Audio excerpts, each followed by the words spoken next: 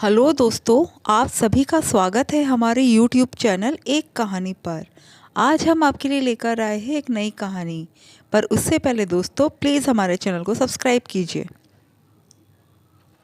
सुबह से सिर दर्द से फटा जा रहा था। शरीर में इतना दर्द हो रहा था कि लग रहा था जैसे बुखार ही आ गया हो। बुखार? अरे नहीं नहीं, ऐसे कैसे बुखार आ सकता है।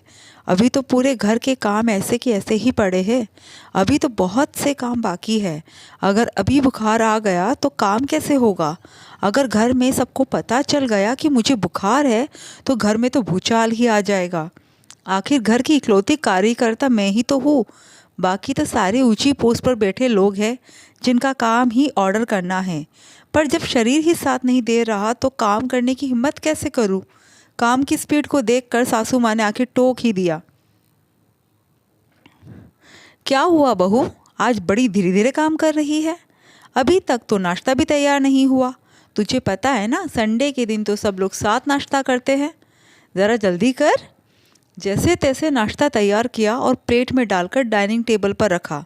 फिर घर में सबको बताना भी तो पड़ता है कि नाश्ता तैयार हो गया है, आकर खा लो। धीरे धीरे अपने कमरे में से सासू माँ, देवर अमन जी, ननद सुप्रिया, पति राजन, बेटा वंश निकलकर बाहर आए। नाश्ते को देखकर सबके मुंह बन गए और टिप्पणी शुरू हो गई। अरे ये क्या, पोहे? सिर्फ यह बनाया तुमने आज? संडे के दिन तो कम से कम कोई ढंग का नाश्ता बना लिया करो। रोज़ तो यही सब खाते हैं। एक संडे का इंतज़ार होता है कि कुछ ढंग का बनेगा, उसमें भी तुम घास काट देती हो। आज कुछ ठीक नहीं लग रहा है, शायद बुखार है। मैंने कहा, शायद? चेक किया था या बहाना कर रही हो? नहीं नहीं, चेक तो नहीं किया, पर क्या? रात भर मोबाइल में लगी रहती हो, नींद पूरी होगी कहाँ से। इस कारण से शरीर टूटता है और कुछ नहीं। सासू माँ ने तो मेरी बीमारी का सारा पोस्टमार्टम ही कर दिया। वैसे भी मैं जब भी बीमार पड़ती हूँ तो उसके पीछे उनके अनुसार मोबाइल ही तो सबसे बड़ा कारण होता है। सब लोग ना भोग सिकोड़ करके नाश्ता करने लगे। मैं भी नाश्ता करने बैठी ही थी, कितने में सासू माँ ने पूछ लिया, दोपहर के खाने का क्या है?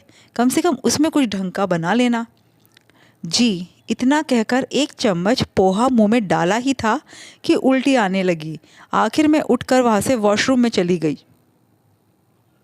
वहाँ से निकलते समय सोचा कि एक बार चेक कर लेना चाहिए, इसलिए थर्मामीटर लेकर के चेक किया। सच में बुखार था। जैसे ही घर में सबको पता चला, सबसे पहले हड़बड़ाहट भी सासू माँ ने ही दिखाई। अरे राजन, जल्दी से इसे दवाई दे दे ताकि आराम आ जाए। ठीक है मम्मी। राजन जी ने भी अपनी मम्मी की आज्ञा अनुसार मुझे दवाई दे दी। दवाई लिए अभी 10 मिनट भी नहीं बीते थे कि सासू माँ ने आकर पूछा, बहू अब कैसा लग रहा है? जी अभी तो दवाई ली है। हाँ फिर भी अब तो ठीक लग रहा होगा। क्या कहती, चुप रह गई।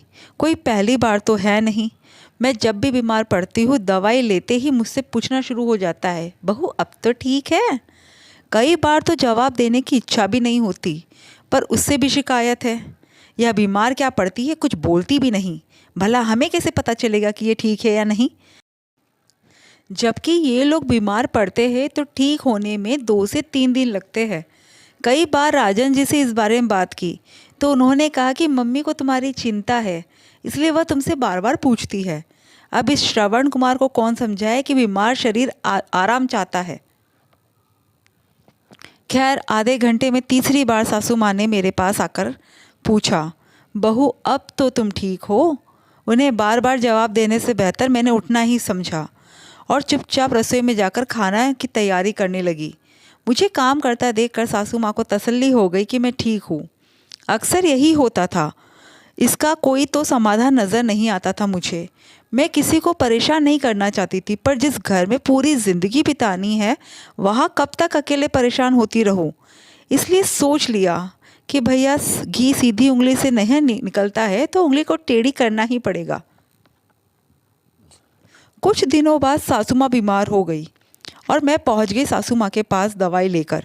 सासू माँ को दवाई दी और उनके सिर को सहलाने लगी। अभी 10 मिनट बीते ही थे कि मैंने सासू माँ से पूछा, अब तो आप ठीक है ना मम्मी जी? नहीं, उन्होंने बस इतना सा जवाब दिया। तब मुझे पता चला कि इतना छोटा सा भी जवाब होता है। हाय, मैं भी तो दे सकती थी। खैर, मैंने अपनी कोशिश जारी रखी। अगले 5 मिनट बाद मैंने फिर उनसे पूछा, मम्मी जी अब तो आप ठीक है ना?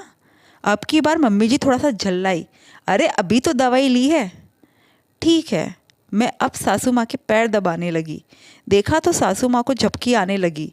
मैंने उन्हें जगाकर पूछा, मम्मी जी अब तो ठीक है? बहू तू चैन से सोने दे मुझे, थोड़ा आराम करूँगी तो ठीक लगेगा। मैं फिर चुप हो गई। अभी 15 मिनट ही बीते थे कि फिर मैंने सासू माँ को जगा कर पूछा, मम्मी जी अब तो ठीक है ना?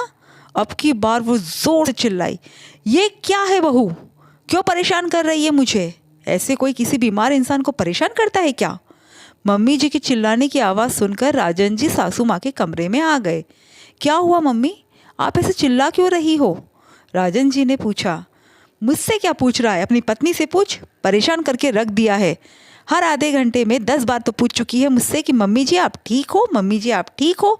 आराम तक तो करने नहीं दे रही मुझे।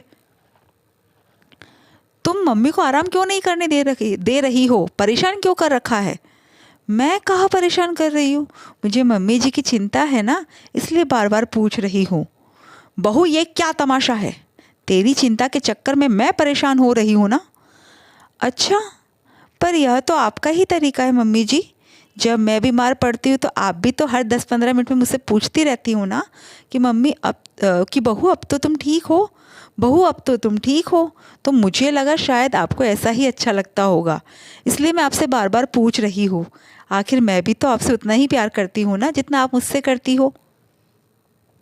मेरी बात सुनकर राजन जी मंद मंद मुस्कुराने लगे। समझ गए कि आज उनकी पत्नी जैसे को तैसा करने के मूड में है। इतने में सासू माँ बोली, गलती हो गई मेरी माँ जो मैंने तेरी चिंता की। भगवान के लिए तू मेरी चिंता मत कर और मुझे आराम करने दे। पर मम्मी जी, चुप, एक शब्द मत बोलना, निकल मेरे कमरे के बाहर और सोने दे मुझे। जैसा आप ठीक समझे, कहकर मैं बाहर आ गई। पर वो दिन है और आज का दिन है जब भी मैं बीमार पड़ी हूँ, मेरी सासू माँ अब मेरी उतनी चिंता नहीं करती। उन्हें पता है कि थोड़ा आराम करने में मैं ठीक हो जाऊँगी। दोस्तों, आपको ये कहानी कैसी लगी कमेंट करके ज़रूर बताइएगा। और हाँ, प्लीज़ हमारे चैनल को सब्सक्राइब ज़रूर कीजिएगा। Thank you.